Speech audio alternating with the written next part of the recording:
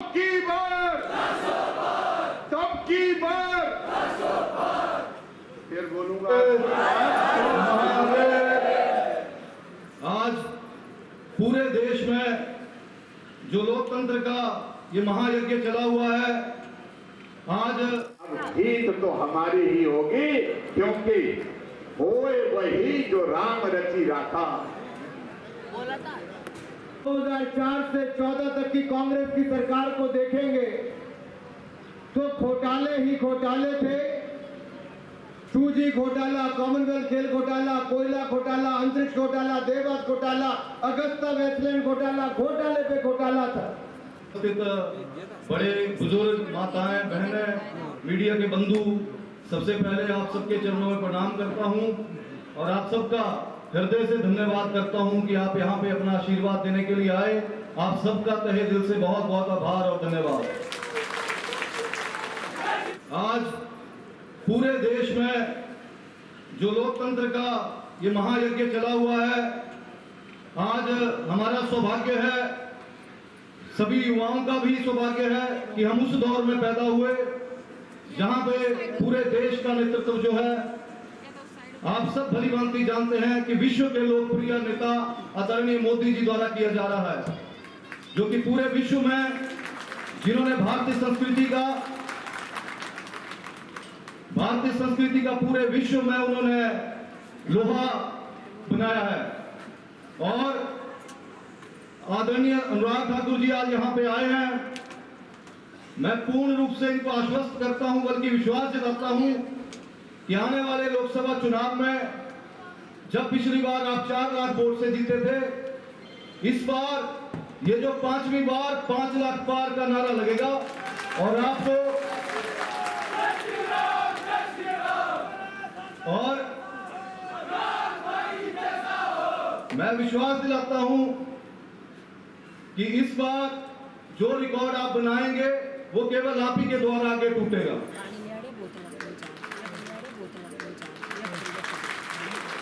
मैं धन्यवाद करता हूं भारतीय जनता पार्टी के शीर्ष नेतृत्व का, आदरणीय मोदी जी का, नड्डा जी का, अमित शाह जी का, अनुराग जी का, साथ में प्रदेश के शीर्ष नेतृत्व का, आदरणीय जयराम ठाकुर जी का, राजीव बिंदल जी का, धूमल जी का, और अपना सौभाग्य समझता हूं कि इस परिवार में मुझे और हम 9 लोगों को सम्मिलित किया, अपना आशीर्वाद दिया। यह हमारा सौभाग्य है। जो ये पूरे देश में महायज्ञ चला हुआ है, इसमें छोटी सी आहुति हम भी देंगे। ये मैं समझता हूं हम सबके लिए सौभाग्य की बात है कि देश जिस तरह आदरणीय मोदी जी के नेतृत्व में आगे बढ़ रहा है, विकसित भारत की ओर चला हुआ है, ये हम सबका दायित्व है कि किस विचारधारा के साथ हमने जुड़ना है। और मैं समझता हूं कि कांग्रेस के नेता जो ये बोलते हैं कि हमने 98% जो हिंदू आबादी वाला प्रदेश है वहां पे हिंदू विचारधारा को खत्म किया है, ये सोचने का विषय है कि आपने किसको सपोर्ट करना है। आपने एक वो विचारधारा है जो हमारी संस्कृति, हमारे धर्म को संजोए हुए है, और एक वो विचारधारा है जो हर वक्त हिंदुओं को कटाक्ष करती है। ये सोचने का विषय है कि हमारा देश सुरक्षित है तो केवल भाजपा के साथ सुरक्षित है, अगर हमारा धर्म सुरक्षित है तो केवल भाजपा के साथ सुरक्षित है।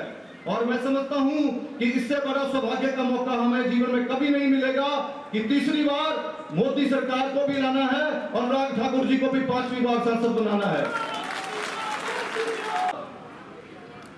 मंच पर विराजमान भारतीय जनता पार्टी का शीर्ष नेतृत्व, नेता प्रतिपक्ष पूर्व मुख्यमंत्री आदरणीय श्री जयराम ठाकुर जी, केंद्रीय मंत्री छोटे भाई श्री अनुराग ठाकुर जी, माननीय जिलाध्यक्ष श्री देशराज शर्मा जी और राकेश ठाकुर जी ने पूरे मंच पर बैठे हुए और मंच के सामने बैठे हुए सभी नेताओं का एक साथ नाम लिया। मैं उनमें अपने आप को शामिल करते हुए मंचासीन सभी नेतागण और मंच के सामने विराजमान मेरी हमीरपुर जिला के सभी नेतागण, आप सबको सादर अभिनंदन। आपने हमारा अभिनंदन किया, स्वागत किया, आपका कोटि कोटि धन्यवाद। आपने तय किया है मोदी जी को तीसरी बार देश का प्रधानमंत्री बनाने, तय किया है, फैसला है, पक्की बात है। तो आपने ये भी फैसला किया है कि अनुराग जी को आप 5वीं बार 5 लाख के पार कर रहे हैं। फैसला किया है, फैसला किया है, अरे फैसला किया है, 5 लाख के पार जिताना है, पक्की बात है। तो भैया जो रही सही कसर है, 9 का आंकड़ा बहुत बढ़िया है। इस 9 विधायकों को भी जिता दीजिए और 9 में से 3 यहाँ मंच पर बैठे हैं, इन तीनों को जिता दीजिए, फिर सरकार डबल इंजन की बना दीजिए। मेरी बात समझ नहीं आई? आ गई है? 9 जिताने हैं, जिताने हैं 9। अरे हाँ जी ना जी, चलो 9 जिताने हैं। तो भाई फिर मेरे पीछे नारा लगा, आशीष शर्मा जिंदाबाद, लखन पाल जिंदाबाद, राजेंद्र राणा जिंदाबाद। हमने वो समय देखा है जब श्रद्धेय प्रेम कुमार धूमल जी हमारे माननीय मुख्यमंत्री, हमने हमीरपुर में वो विकास देखा है, हमने हिमाचल में वो विकास देखा, और जब हम आज उस विकास की तुलना करते हैं तो हमको विनाश नजर आता है। ये बात हमको याद रखनी चाहिए। हमने वो समय देखा है जब जयराम जी की सरकार, बीजेपी की सरकार है, तो मोदी जी की आयुष्मान योजना के साथ हिम केयर योजना मिला करके गरीब का कल्याण होता था। और आज की सरकार हिम केयर बंद करने वाली सरकार है, ये विनाशकारी सरकार। हमने वो समय देखा है जब सैकड़ों संस्थान खुलते थे, स्कूल, कॉलेज, अस्पताल खुलते थे। आज की सरकार में संस्थान बंद होते हुए देखे हैं। ये विनाश की सरकार है। सही कहा, ये सुखू सरकार नहीं है, ये दुखू सरकार है। ये कैसी सरकार है? ये कैसी सरकार है? जोर से बोलो यार, ये कैसी सरकार है?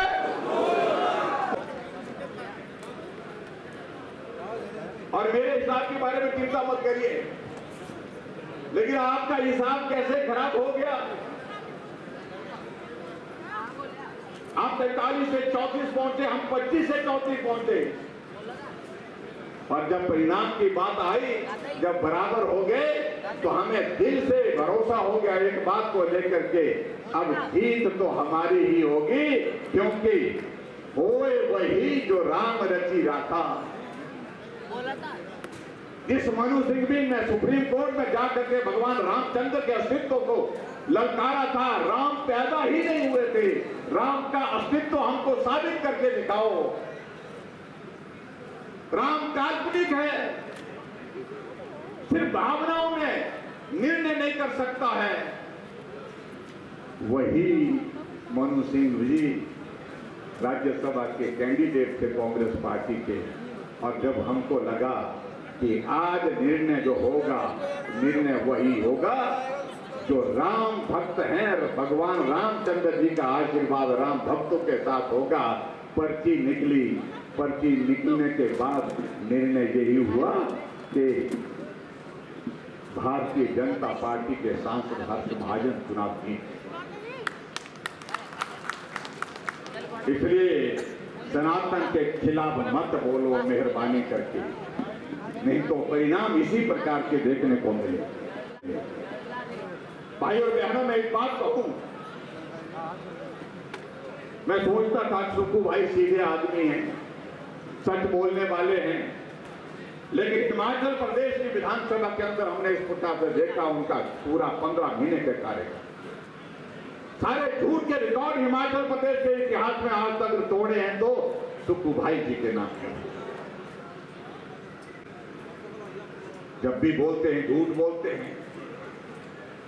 गारंटी का जिक्र जहां मुझसे पहले साथियों ने किया, मैं उस पर जाना नहीं चाह रहा हूं, लेकिन हमने इस बात को देखा कि हिमाचल प्रदेश की राजनीति में जिस तरह बदले की भावना के साथ काम करने की शुरुआत उनने पहले दिन से की।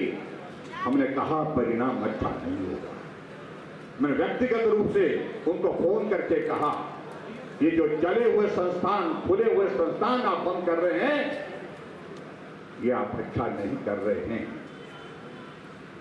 और हिमाचल प्रदेश में आज से पहले किसी ने नहीं किया। इसके परिणाम अच्छे नहीं होंगे। 1000 संस्थान हिमाचल प्रदेश में बंद किए और उसके बाद कहते हैं कि बंद करने के लिए हिम्मत चाहिए। हिम्मत का मैं जिक्र करना नहीं चाहता हूं, वो सारी चीज तो मैं छोड़ देना चाहता हूं, लेकिन आगे बढ़ करके जब हालात आज के इस दौर में यहां पर पहुंचे तो हमारे साथी, जितने भी साथी हैं, उनके परिवारों के ऊपर किस प्रकार से मामले दर्ज करने के लिए आपसे शुरुआत। कांग्रेस पार्टी का विधायक रहे और आपसे ज्यादा पुराने कांग्रेसी लता ठाकुर लाहौल स्पीति में कब राजनीति, उनके परिवेश से क्या, जो हमारे विधायक थे, घर का रास्ता जाता था, वर्षों से चलते थे उस रास्ते में, और जब उनको लगा कि ये अपना नहीं है तो घर के रास्ते पर दीवार।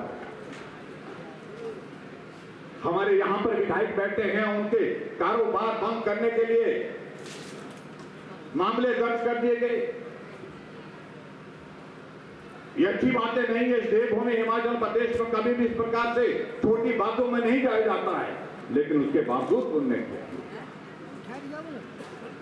और मैं यही कहूंगा उनको कि इन सारी चीजों का अंजाम अच्छा नहीं होता भाई। और जो हिमाचल प्रदेश में जो आपने जो किया है इन दिनों में, अब आज हालात ऐसे बने हैं कि जिन विधायकों को कभी अब मिलने से मना करते थे, आज एक एक विधायक को सुबह से शाम तक गिनते हैं, है ना। मेरे पड़ोस में एक विधायक रहते हैं और उनको आजकल चीफ पार्लियामेंट सेक्रेटरी बना के रखा है। मैं एक दिन शाम को आया तो देखा, मैंने कहा बहुत सारी पुलिस वहां पर आई है। मैंने कहा क्या हुआ, अपने स्टाफ वालों को पूछा, ये पुलिस किस बात के लिए आई है? बोलते ये विधायक की सुरक्षा के लिए आई है। हमने कहा विधायक कांग्रेस पार्टी का, सरकार कांग्रेस पार्टी की, तो विधायक की सुरक्षा की आवश्यकता क्या है, कहां परेशानी हो रही है?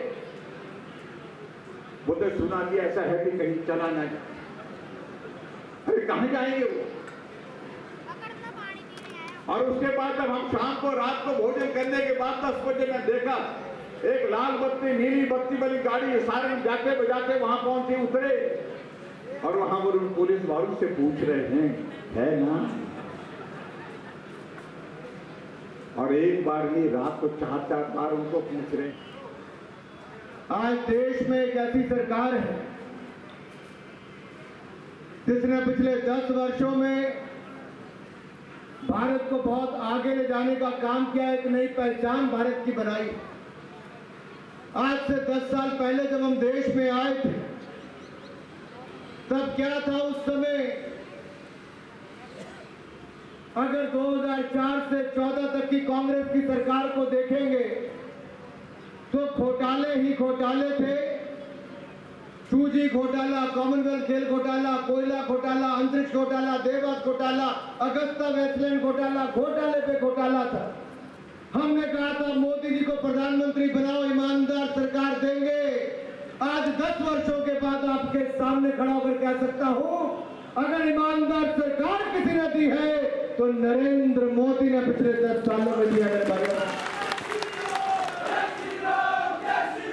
कहा कि देश अर्थव्यवस्था आज से 10 साल पहले। दुनिया भर के देशों ने कहा लड़खड़ाती चरमराती अर्थव्यवस्था है तो भारत है, फ्रेजाइल 5 इकोनॉमीज में भारत का नाम था।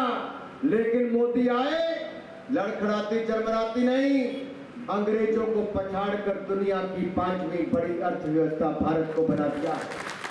आप तीसरी बार मोदी की सरकार बनाओ, आप तीसरी बार मोदी की सरकार बनाओ, हम भारत को दुनिया की तीसरी बड़ी अर्थव्यवस्था बनाकर देंगे। मेरे भाइयों, मुझे कुछ कांग्रेस के मित्र पूछते थे क्या होगा अगर तीसरी बड़ी अर्थव्यवस्था बन जाएगा।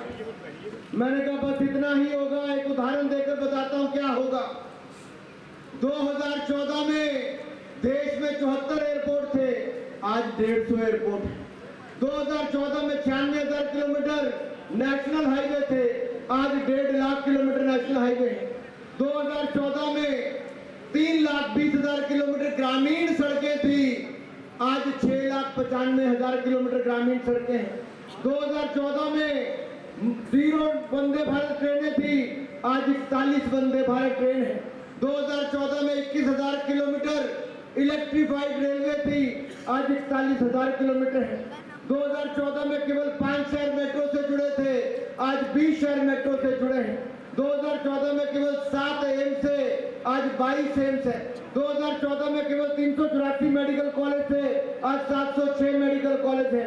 2014 में केवल 16 IIM थे, आज 23 IIM है। 2014 में केवल 12 IIT थे, आज 19 है। 2014 में केवल 51,000 MBBS की सीटें थी, आज 1,01,000 है। 2014 में केवल 31,000 पोस्ट ग्रेजुएशन की सीटें थी, आज 65,000 है। 2014 में हम 10वें नंबर की अर्थव्यवस्था थी, आज 5वें नंबर की अर्थव्यवस्था है। 2014 में 5 बिलियन एक्सपोर्ट था, मरीन एक्सपोर्ट आज 9 बिलियन है। 2014 में हम दुनिया के दूसरे सबसे बड़े आयात करने वाले थे मोबाइल फोन के, आज दूसरे बड़े निर्माता हम मोबाइल फोन के बन गए। 2014 में हम टॉयज इंपोर्ट करते थे, आज हम 3 गुना ज्यादा टॉयज एक्सपोर्ट करते हैं। अगर 2014 तक जो कांग्रेस ने 60 साल में किया, उससे ज्यादा मोदी ने 10 साल में करके दिखाया है मेरे भाइयों का। और ये तब करके दिखाया जब लड़खड़ाती चरमराती अर्थव्यवस्था हमें मिली। आज तो हमने दुनिया की 5वीं बड़ी अर्थव्यवस्था बनाया। तीसरी बार मोदी आएंगे तो मैं यही कहूंगा, जैसे आप वनडे मैच में देखते हो 50 ओवर का मैच होता है तो खिलाड़ी थोड़ा समय लेता है, 1 रन 2 रन लेके इनिंग बिल्ड करता है। वैसे ही मोदी जी ने किया, इनिंग बिल्ड की 10 साल में। अब तो IPL चल रहा है, T20 का जमाना है, मोदी चौके छक्के लगाने के लिए। मेरे साथियों, देश में नेशनल क्रश तो बहुत होंगे, लेकिन नेशनल ट्रस्ट केवल नरेंद्र मोदी की गारंटी से मिलता है। ये विश्वास जो देश की जनता पर है, ये जो देश की जनता का विश्वास नरेंद्र मोदी जी पर है,